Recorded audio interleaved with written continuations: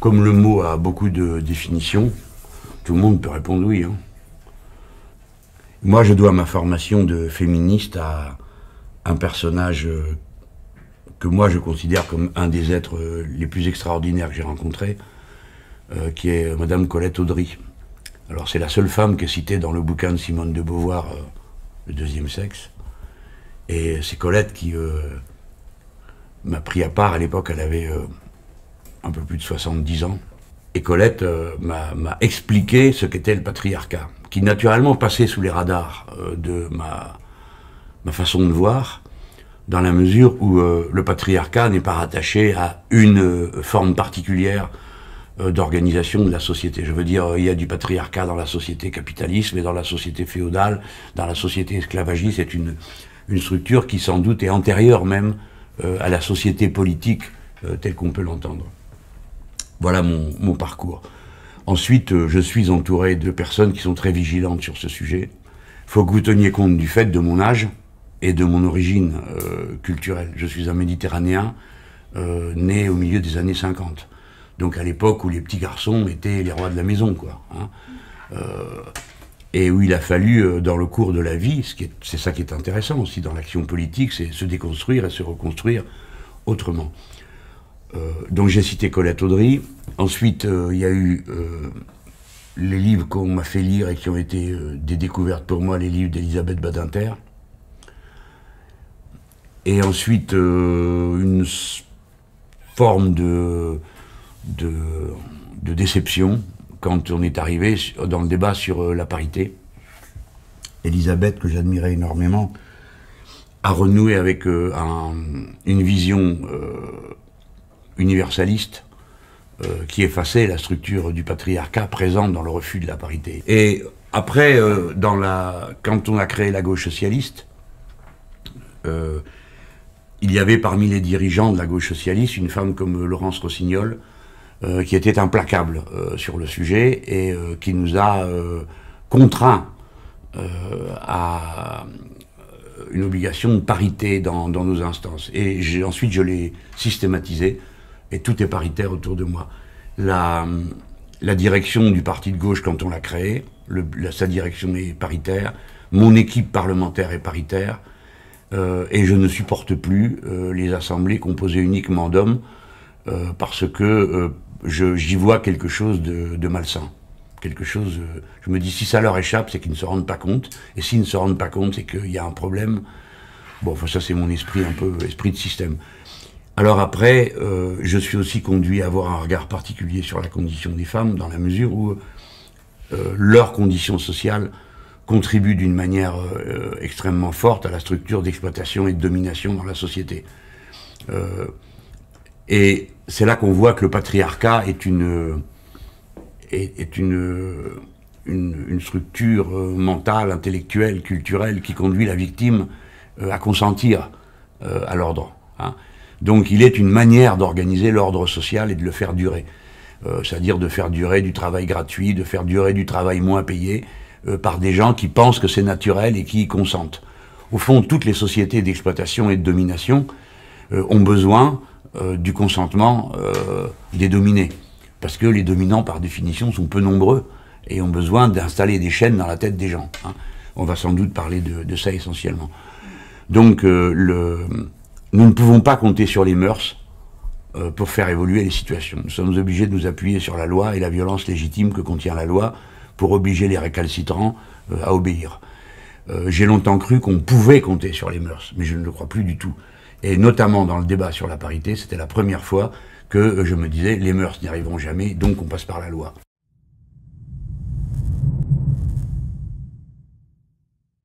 Je compte sur vous pour me dire ce qui serait efficace et qui ne tourne pas à une espèce de police générale de tout, de l'habillement, des comportements. L'habillement, c'est pour les questions qui ont à voir avec les pratiques religieuses ostentatoires, puis après on passera à autre chose. Je ne sais pas.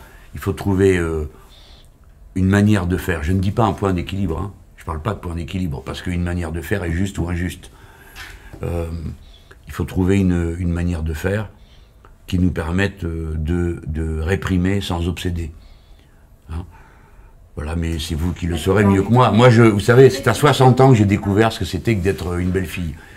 Parce que j'ai commencé à avoir tous les relous de la terre sur le dos. Et une copine m'a dit, il n'y a même pas besoin d'être belle. Bon, donc ça fait qu'aggraver le diagnostic. Donc je comprends maintenant exactement de quoi il est question. Hein. C'est-à-dire de gens qui se sentent des droits sur vous. En l'occurrence, pour ce qui me concerne, c'est parce que je suis un homme public, ils en déduisent que je dois être disponible tout le temps, à tout propos, pour faire des selfies sans arrêt. De la même manière qu'un homme peut se figurer que toutes les femmes qu'il croise doivent lui être disponibles et qu'en tout cas il a le droit d'essayer de vérifier si c'est le cas. Hein. Bon, donc je comprends la violence de cette situation, la réification que ça implique, c'est-à-dire vous êtes transformé en objet. Les gens n'arrivent même plus à imaginer que vous êtes un être humain, que vous n'en pouvez plus, que vous avez besoin de vous tenir à distance et que vous avez un droit à l'indifférence.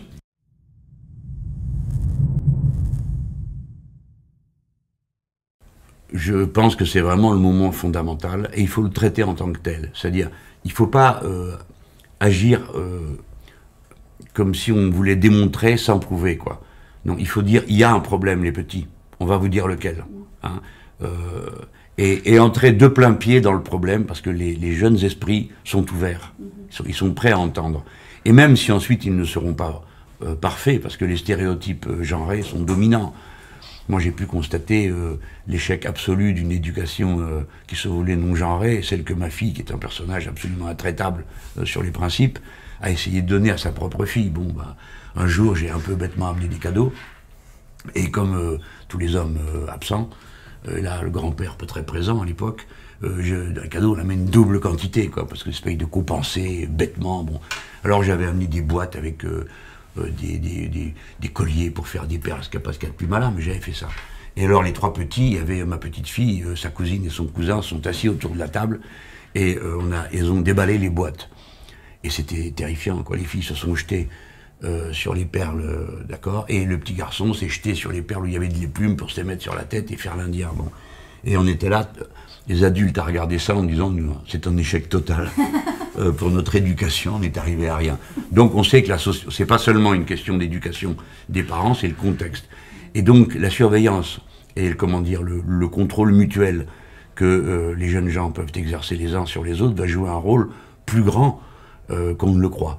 Parce que dans ce cas précis que je rapporte, une éducation individuelle qui ne se voulait pas genrer aboutit à un échec tout simplement parce que l'identification au statut de petite fille ou de petit garçon de toute façon est inévitable. On n'a pas l'intention d'amener de jeunes êtres à être ni homme ni femme, c'est le contraire.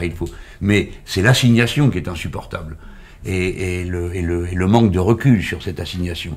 Mais la liberté, c'est toujours très dur à enseigner. Alors, d'abord à l'école, prendre de plein fouet la question, la traiter comme telle, avec les petits en leur disant qu'il y a un problème, pas en essayant de les influencer sans qu'ils s'en rendent compte, pour que petit à petit, non, on leur dit il y a un problème et on vous dit lequel. Donc moi je m'oppose à ceux qui disent ce n'est pas une question à traiter avec les petits, si c'en est une. De la même manière qu'on va leur expliquer pourquoi on met pas les mains sur la plaque à induction, pourquoi on met pas les doigts dans les prises, après tout on le leur dit, on n'essaye pas de les influencer progressivement pour qu'ils ne le fassent pas. Donc l'éducation est forcément un caractère normatif. D'ailleurs, l'éducation dans l'autre sens a toujours eu, l'éducation genrée, un caractère normatif. Les exemples dans les bouquins de grammaire du masculin et du féminin ont été longtemps caricaturaux. Et j'ai connu un pays où le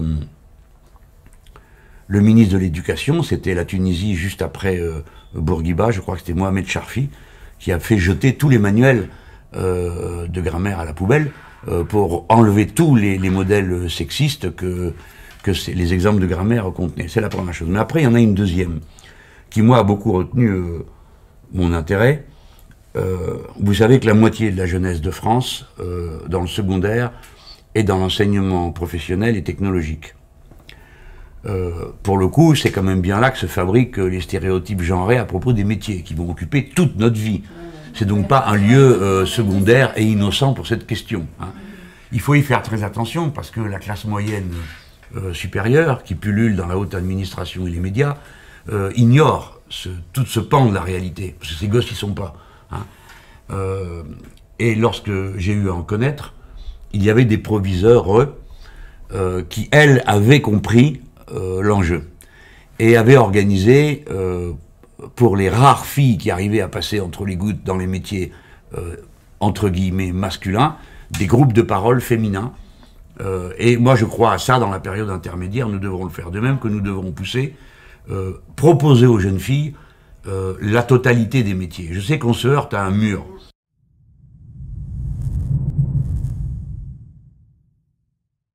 Mais que fait-on qui ne soit pas concret? Vous pensez qu'il existe une clé unique qui ouvrirait la porte unique? Non. Il y a 10 clés à ouvrir. Là, on en évoque quelques-unes. Comment concrètement? En les poussant par l'orientation, mais on ne peut pas non plus brutaliser la volonté individuelle. Là, déjà, vous parlez de jeunes femmes. On est à Bac+. Hein. Le formatage, vous le prenez 2-3 ans avant, il est terrifiant. Une fille qui veut faire de la mécanique, c'est un problème, non seulement dans la section mécanique, mais dans sa famille, où si la mère est rarement d'accord. Si c'est pas le papa qui dit oui, vas-y ma fille, ça le fait pas. Hein, tout ça aussi, c'est des stéréotypes qui existent dans la famille et dont l'origine, souvent, est la reproduction par les femmes elles-mêmes. Hein.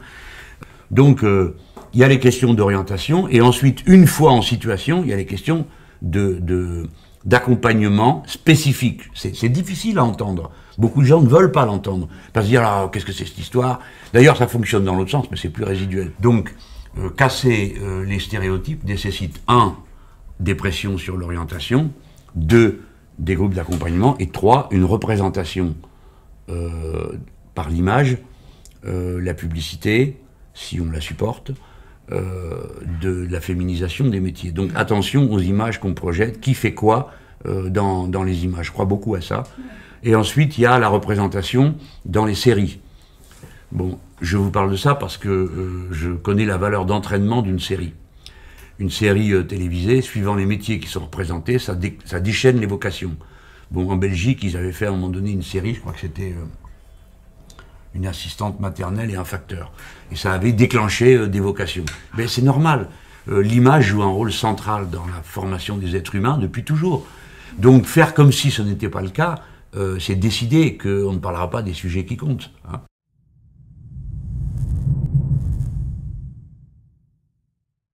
Ayons l'honnêteté de dire que c'est très en débat pour plein de raisons. Dans le programme L'avenir en commun, les délais sont réputés imprescriptibles. Mais je ne vous cache pas que c'est à la suite de beaucoup de discussions, assez tendues entre nous. Parce que jusqu'à présent, les crimes imprescriptibles, c'est les crimes contre l'humanité qui ont un caractère de méthodique, organisé, planifié et de masse assez spécifique. Tous les autres crimes, si odieux qu'ils soient, ont tous un délai de prescription. Moi, je pense que c'est pas une petite décision de décider que c'est imprescriptible. Cependant, comme la loi peut changer, pourquoi pas commencer par la changer en créant le délai imprescriptible de manière à signifier à tous les criminels qu'en toute hypothèse et en toute circonstance, ils continueront à pouvoir être pourchassés. Ce qui pourrait avoir un effet dissuasif sur eux. Hein. Sans que aucun d'entre nous n'ait une illusion de croire qu'une peine puisse être dissuasive. Hein. Bon, mais ça, c'est un débat qui a toujours été ouvert. Par exemple, ceux qui ont dit que la peine de mort était dissuasive se sont toujours trompés. Parce que quand on ne pratique plus la peine de mort, on s'aperçoit que le nombre des crimes reste à peu près stable, ni n'augmente, ni ne recule. Hein. Ce qui veut dire que l'action criminelle a un caractère hors de la raison, ou en tout cas hors du raisonnable, comme ça s'impose à l'esprit. Mais peut-être que nous avons besoin d'un premier temps dans lequel on frappe si fort que tout le monde s'aperçoit qu'il y a vraiment un problème qui est posé. Parce que pour l'instant, on est quand même assez largement dans le déni. Au sens où le déni n'a pas forcément une signification politique, machiste, sexiste, etc. C'est seulement que nous n'avons pas envie de connaître les choses horribles. Nous préférons les reléguer, quelles qu'elles soient. Hein. Nous préférons ignorer, pas savoir, que de regarder en face. Mais il est absolument impossible de ne pas regarder ça en face, vu le caractère de masse qui progressivement se révèle. Hein. Honnêtement, je fais partie de ceux qui n'auraient jamais cru que ce phénomène avait une telle ampleur. Je ne l'aurais pas cru, de même que la violence dans les couples.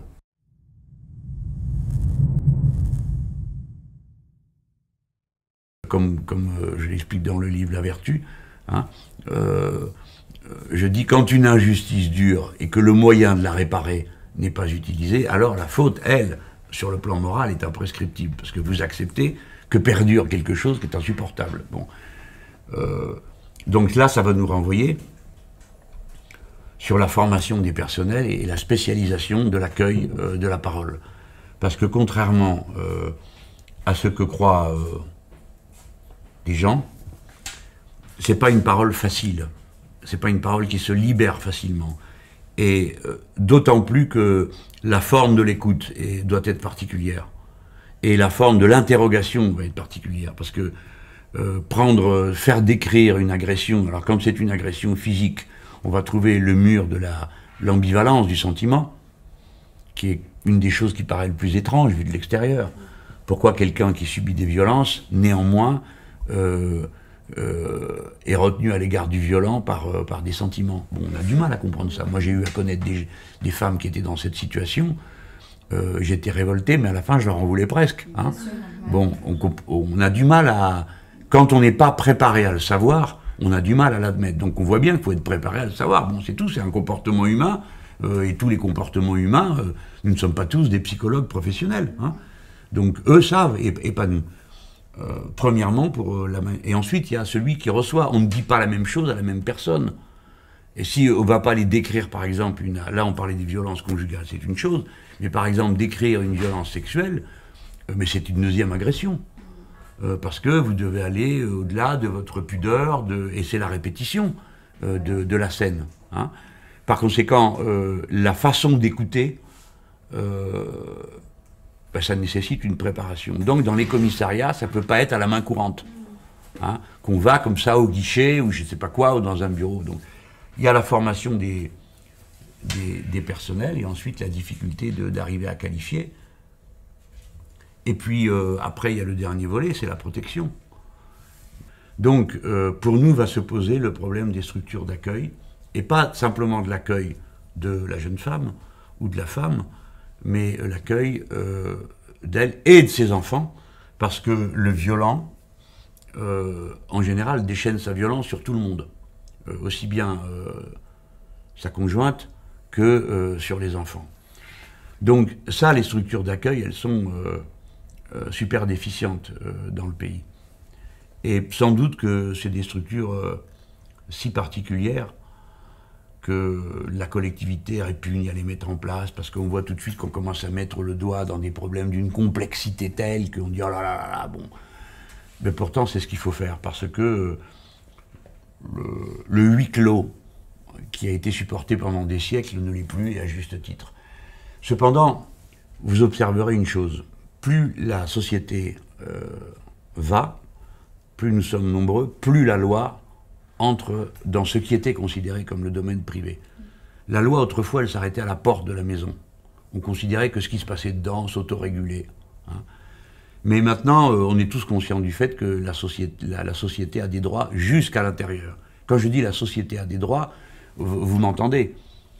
J'en viens à dire que nous avons choisi de vivre d'une manière, mais elle n'a rien d'évident. Nous avons choisi, nous, société, que nous ne supportons pas la violence conjugale. Mais elle a été supportée pendant des siècles et considérée comme légitime dans certaines religions. Hein. Donc il ne faut pas qu'on perde de vue l'énormité intellectuelle, politique qu'on est en train de faire. Ça n'a rien d'évident. Et il y a des tas d'endroits dans le monde où c'est considéré comme une intrusion absolument insupportable. Hein. Donc on voit qu'on est sur des limites, des frontières. Donc cette question de l'accueil d'urgence, c'est au fond la question qui va concentrer toutes les autres. Tout le reste est du baratin si on ne règle pas ça. Si on n'est pas capable de dire, bon, eh ben toi viens, on te protège, amène tes gamins parce qu'ils en ont déjà assez souffert, le reste c'est parole verbale, quoi.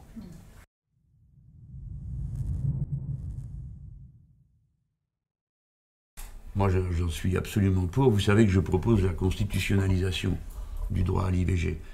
Et cette en rappelant cette proposition, j'ai observé dans la marche du 18 mars que c'est un des moments de réaction les plus forts de la foule.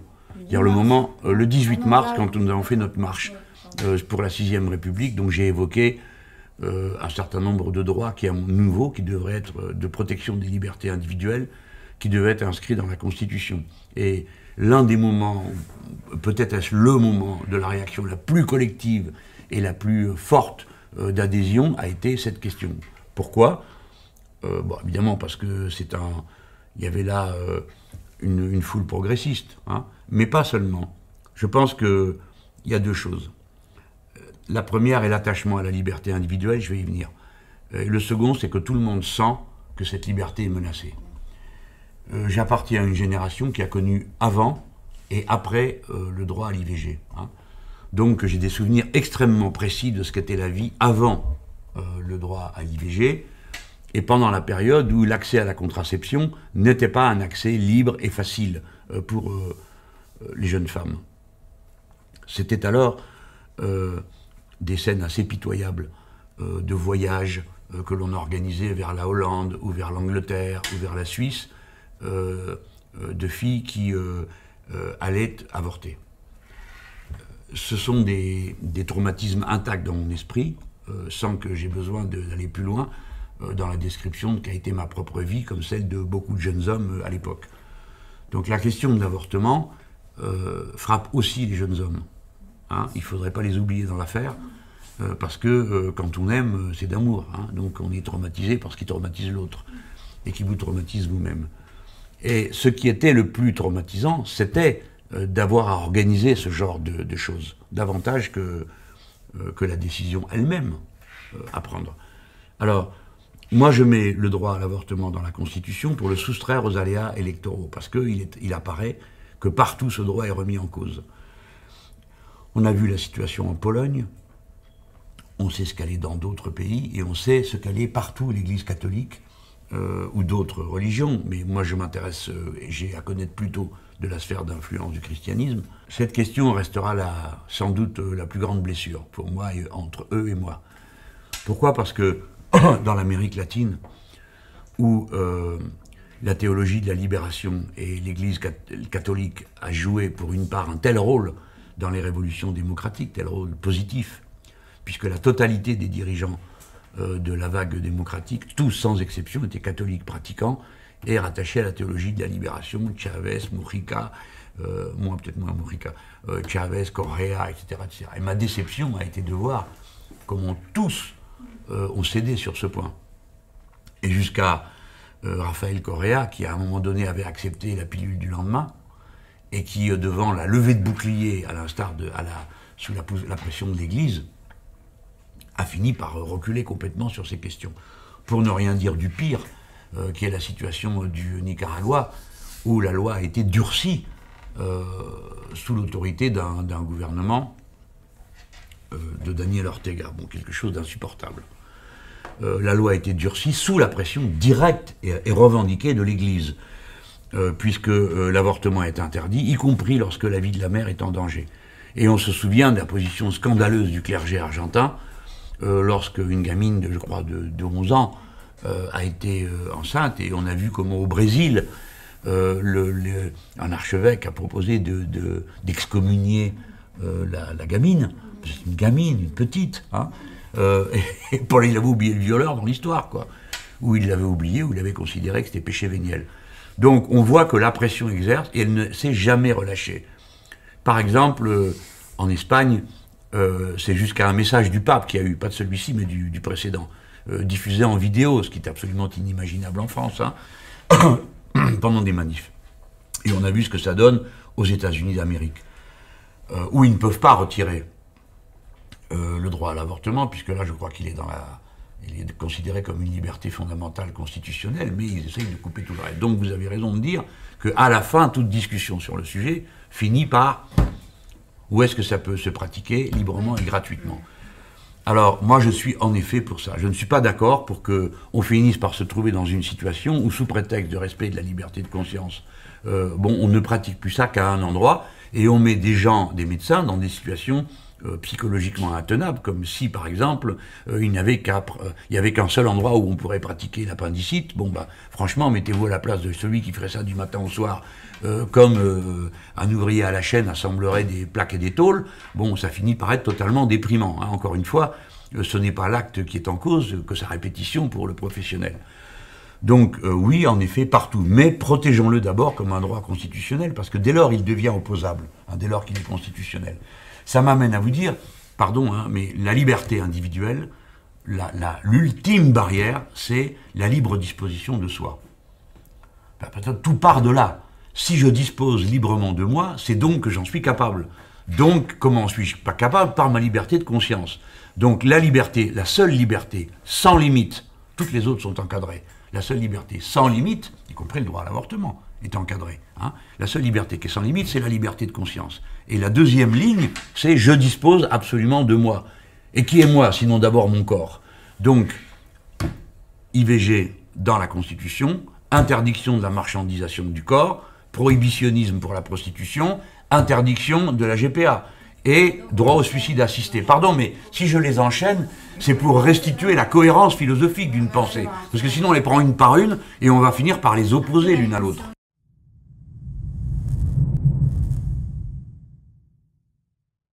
J'ai dû réfléchir à la question, pas en partant des ovocytes, mais en partant des aptitudes biologiques particulières des deux sexes. Par exemple, quand on me dit « est-ce que vous acceptez la procréation médicalement assistée ?» Alors que, M. Mélenchon, vous n'acceptez pas la GPA. Bon. Comment vous parlez de liberté de refus de la marchandisation? Ben, si je suis libre, je fais donc ce que je veux de mon corps. Ben non. La société, elle aussi, édicte des normes et des règles. Nous ne voulons pas vivre dans une société où le corps des femmes est considéré comme un instrument de production et la mise au monde d'enfants considérée comme un acte comme un autre, parce que, ça, comme on m'a dit, mais tu comprends, notamment dans le cas de la prostitution, après tout, le travailleur, il vend sa force de travail, mais précisément, la pratique sexuelle n'est pas un travail. Bon. Alors, pour venir à l'affaire des ovocytes, je la rattache à pourquoi je suis pour la procréation médicalement assistée, donc clairement... Pour toutes les femmes. Pour toutes les femmes, bien sûr, parce que on parle là des couples femmes homosexuels. Oui. Hein, bon, donc je suis pour, mais je ne suis pas pour que les couples d'hommes homosexuels aient accès à la GPA. Voilà. Bon, donc alors on me dit ah mais c'est une contradiction. Eh bien oui, c'est une contradiction, mais nous évoluons dans un domaine où la norme est première, hein, et on ne va pas chercher des fausses similitudes à mes yeux. Donc je suis parti de l'idée suivante. Le corps des femmes a l'aptitude biologique d'enfanter. Cette aptitude appartient à chaque femme. D'une manière ou d'une autre, elle lui appartient puisqu'il s'agit de son corps. Et elle dispose librement de son corps en ce qui concerne ces sujets. Donc il me semble que si je dis que je suis pour la PMA, je dois dire que je suis pour l'usage des ovocytes congelés. Je sais très bien qu'il y a un danger. On me dit oui, mais ça pourrait conduire certaines femmes à reporter l'âge de la procréation compte tenu de leur carrière. Ah ben oui, mais une liberté comporte la méditation et sur la liberté dont on dispose et ses conséquences. Donc on ne peut pas avoir un comportement législatif, il va être normatif au sens où il va dire ce qui est autorisé, ce qui ne l'est pas, mais il ne peut pas ensuite aller prendre la décision à votre place. Quand vous dites le droit à l'avortement, c'est une liberté, vous ne dites pas si vous devez avorter.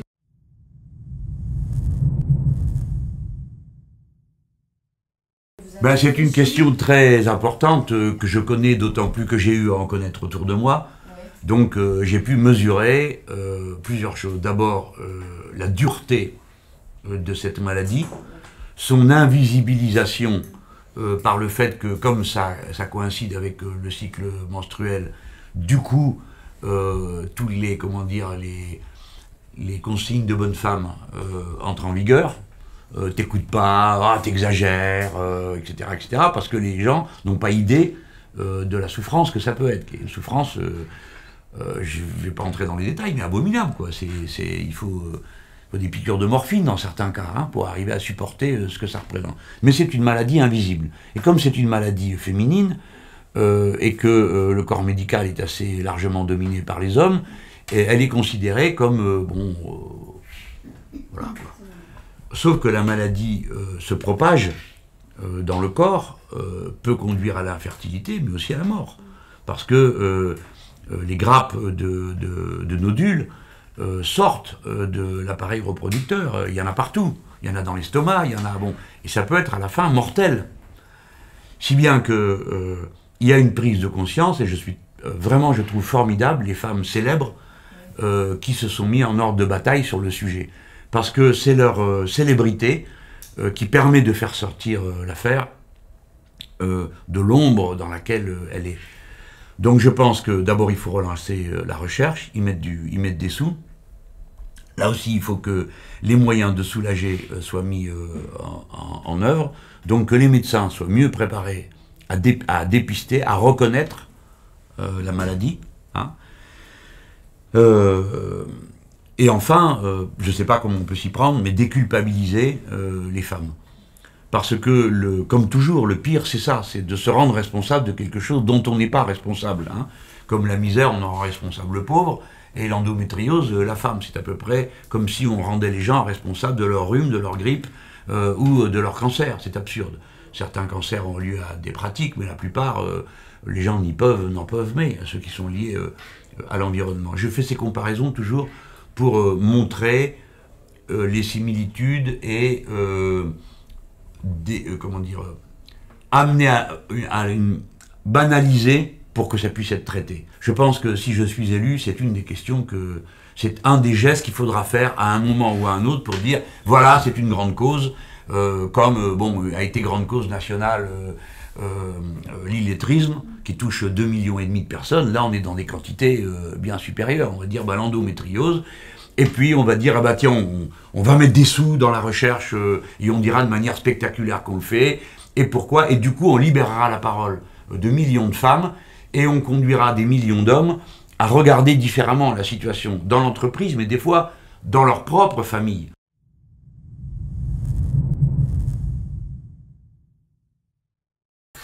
Et bien, on regarde comment ça se passe en Allemagne. Parce que là, on va parler de la possibilité pour les femmes d'avoir une carrière professionnelle. Alors, tournons pas autour du pot. Ça dépend de l'accueil des gosses.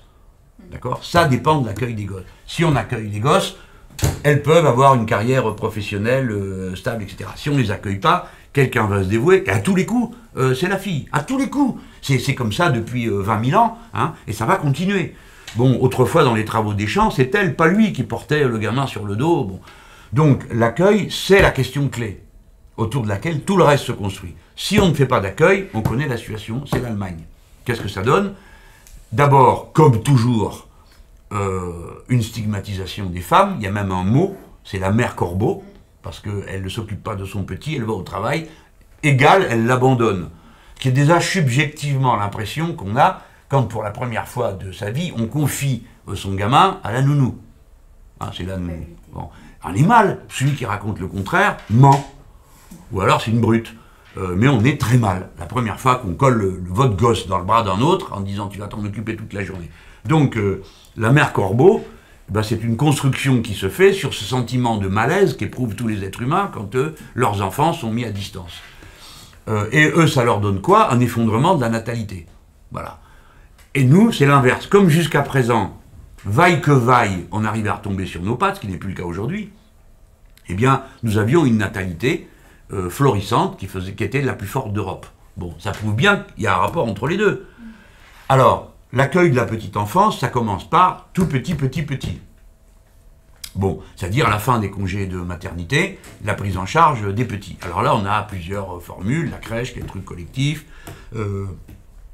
les assistants maternels qui prennent en charge les gamins, excusez-moi, le mot m'échappe juste à cet instant, etc., etc. Puis après, il y a l'accueil de la petite enfance à l'école. Nouveau défi intellectuel. Bon, d'abord, on a commencé par dire qu'on était content. Deux, on commence par dire que c'est normal d'accueillir de manière socialisée les tout petits, parce que là, vous allez contre une tradition qui dit que c'est pas normal et que c'est pas bien. Et après, il y a la question de la scolarisation. Des fois, on va mettre des guillemets, entre 2 et 3 ans, d'accord? Parce que, bon, il faut qu'il y ait des formules qui soient mises au point, notamment pour les petites 2 ans, 9 mois. Bon. Et puis après, il y a la scolarisation. Moi, je suis pour la scolarisation dès l'âge de 3 ans. Il y a le primat de la société. Moi, le primat de la société, ça m'a occupé toute ma vie. Mais bon, il y a aussi le primat de la liberté individuelle. Il ne faut pas non plus commencer à entrer dans toutes les maisons pour dire ce que tout le monde doit faire. Hein. Bon. Alors, bon, en tout cas, cette possibilité, elle doit exister. Elle est salvatrice dans d'innombrables cas. Et maintenant, elle est plus importante qu'avant.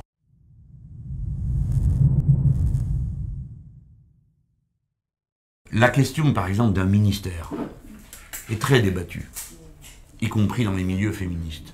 Oui. Autour de moi, la question a été débattue. Alors, évidemment, il est de bon ton de dire on va faire un ministère pour montrer que c'est important, etc. Mais il y a des gens qui disent c'est une erreur. D'abord, si c'est un ministère, il ne faut pas le coller avec autre chose. Certainement pas avec la famille. Bon. Comment un gouvernement d'inspiration PS a-t-il pu avoir une idée pareille ? Laurence Rossignol, elle était non, mais Laurence Rossignol, je la connais mieux que vous tous. Oui, j'ai milité avec elle, je sais qu'elle est implacable, elle n'est pas d'accord avec ça. Voilà. Bon, et je ne vais certainement pas la rendre, elle, responsable de cette décision absurde d'un technocrate dans un bureau qui s'est dit, allez hop, les femmes, la famille, tout ça, c'est tout du pareil au même, et fait reculer par le seul énoncé la cause qu'il prétendait mettre en valeur. Donc, c'est absurde. Alors, il y a la question des ministères à chaque fois. Bon. On fait un ministère parce que c'est important. Mais certains disent, ah oui, mais quand tu en fais un ministère, tu l'institutionnalises et du coup, tu le sors de la lutte générale. Bref, la dispute a lieu et elle a une légitimité. Mais moi, c'est toute l'action gouvernementale que je mets en cause. Le coût du ministère, je connais. Vous mettez un ministre, il a une administration spécifique ou une administration partagée. Premier temps, mettons que ce soit une administration qui existe déjà comme ça fait plus court pour ma réponse. L'administration déjà en place considère le ministre comme un emmerdement provisoire.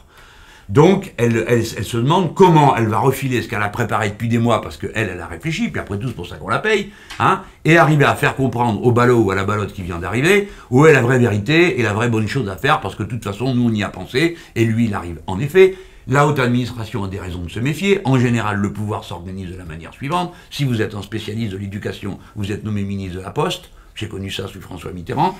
Mexando, qui s'occupait d'éducation, s'est retrouvé au PTT. Pourquoi ? Parce que c'est une manière pour le pouvoir central, concentré sur le monarque présidentiel et le vice-monarque, qui est le Premier ministre, et le vice-monarque non vu par personne, qui est le directeur de cabinet du Premier ministre, qui nomme les autres directeurs de cabinet, qui contrôle tout ça. De garder la main, vous mettez quelqu'un qui ne connaît rien à un poste, où il lui faut au moins 3 mois pour arriver à comprendre de quoi il retourne, et si par miracle, au bout de 3 mois, il leur reste une volonté propre, il va commencer à essayer de faire de la politique, ce qui lui prend encore 3 mois, et pendant ce temps-là, 6 mois sont passés, et c'est terminé. Bon. Donc moi, toute cette mécanique, je la connais. Je l'ai éprouvée au niveau local, en étant élu local. Ensuite, au niveau départemental, en étant conseiller général dans une majorité, et j'ai été ministre. Donc je sais comment ça se passe. Donc je conteste beaucoup cette organisation pour un gouvernement de révolution citoyenne, comme seraient les gouvernements que j'aurais à constituer. Je ne vois pas pourquoi recommencer à faire des ministères avec le partage, évidemment, parce que ensuite ça vient en ligne de compte, hein, entre les partis, sous-groupes, et ainsi de suite. Moi, je crois, il y a évidemment des ministères régaliens, parce que c'est comme ça où il y a une espèce de continuité, de permanence de l'État. Bon. La défense, vous ne changez pas de ligne tous les 6 mois. Je sais pas quoi, bon, 2-3 ministères. Et tout le reste, moi je suis pour que ce soit des hauts commissaires qui fassent le travail, avec une mission. Regardez, je n'approuve pas la politique de Martin Hirsch, mais Martin Hirsch a été nommé pour faire une chose et il l'a faite. Et après quoi, il est parti. Bon. Et je pense qu'il faut briser la course au grade à l'intérieur d'un gouvernement. Parce que quand vous entrez au gouvernement, vous ne le savez pas, il y a une échelle de perroquet. Hein. Donc vous entrez au gouvernement, vous êtes combientième? C'est la première chose qu'on vous dit.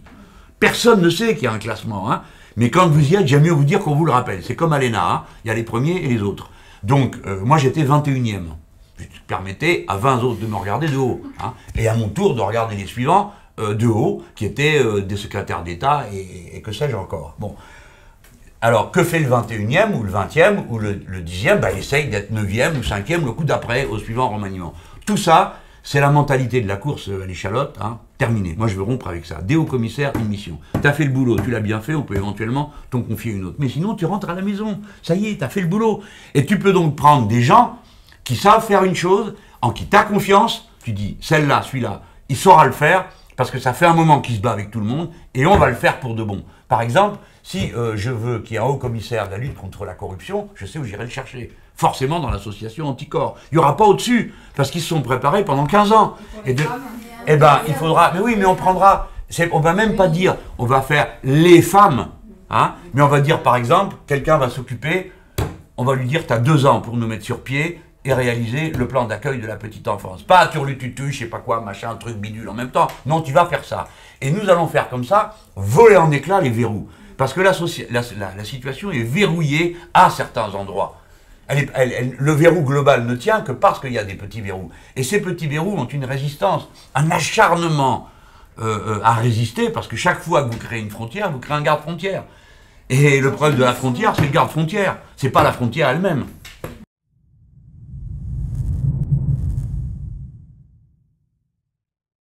Quelles sont les mesures que vous envisagez pour permettre à tous les enfants souffrant d'un handicap d'avoir accès aux écoles à proximité de chez eux? Alors c'est bien parce que la question est bien posée. Souffrant d'un handicap, on dira aujourd'hui, l'expression est un peu longue, enfin en situation de handicap.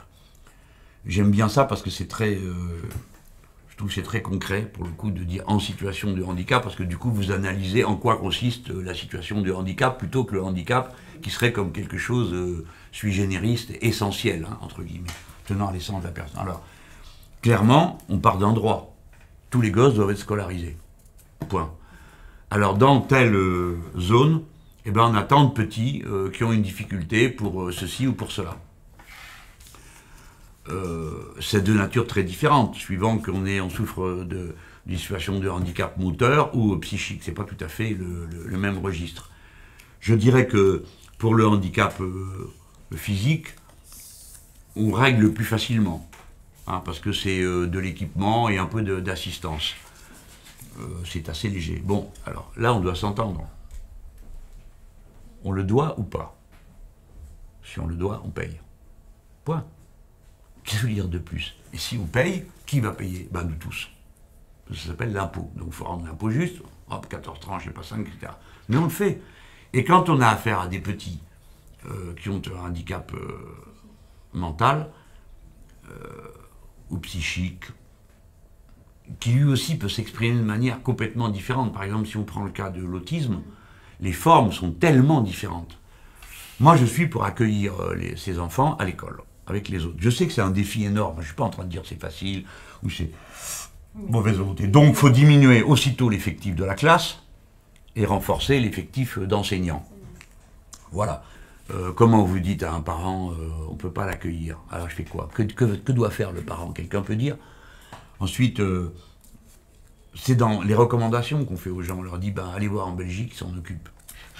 Tout petit, 5 ans, 6 ans, je vais mettre un môme en Belgique. Hein, bon. Donc c'est une barbarie à l'intérieur de la société. Encore une fois, rappelez-vous de mon âge. J'ai connu la période où on cachait les handicapés. D'accord? Et les handicapés psychiques, il n'y avait pas d'établissement pour les accueillir. J'étais gamin, je me rappelle, à l'étage du dessous, en bas, il y avait dans la cour, il y avait un môme qui était là toute la journée. C'était un môme trisomique. Il était dans la cour toute la journée, de sa maison, de son appartement. Et ma sœur et moi, on lui faisait des petits coucous, on lui envoyait des bonbons. Donc, si c'est pas la société qui prend en charge et qui se l'astreint, c'est la barbarie. Et il faudrait que les gens comprennent qu'entre l'organisation collective et le chacun pour soi, bah, le prix à payer, c'est la barbarie. Voilà, moi je réponds ça, on me dit c'est facile de répondre ça, parce que ça coûte. Hein, on me dit, bah oui, bah, ça coûte, bah essayez le contraire, voilà, vous trouvez ça normal? Je pourrais donner, vous en connaissez comme moi, hein, ces exemples. En général, vous savez comme moi, que le choc de l'accueil de l'enfant souffrant peut être d'abord tel qu'il disloque le couple, pour commencer. Et aussitôt, que reste-t-il? La femme, seule, avec l'enfant en difficulté. Quelle est votre définition du beau? Un littéraire philo, je vous prends la tête 2 heures, quoi. Oui, bon. Hein? Alors les gens vont répondre l'harmonie, ben non, pas toujours.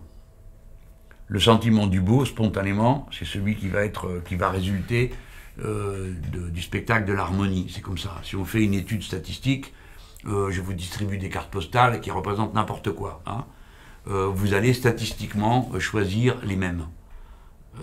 Et ces cartes postales seront vraisemblablement, pas vraisemblablement, organisées au nombre d'or. Donc il y a une spontanéité du regard qui vous fait aller vers l'harmonie.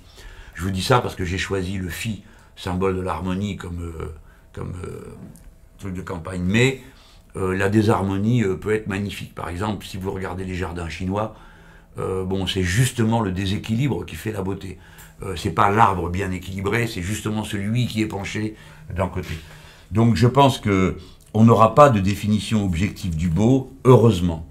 Ce qui fait que notre liberté reste absolue pour le chercher.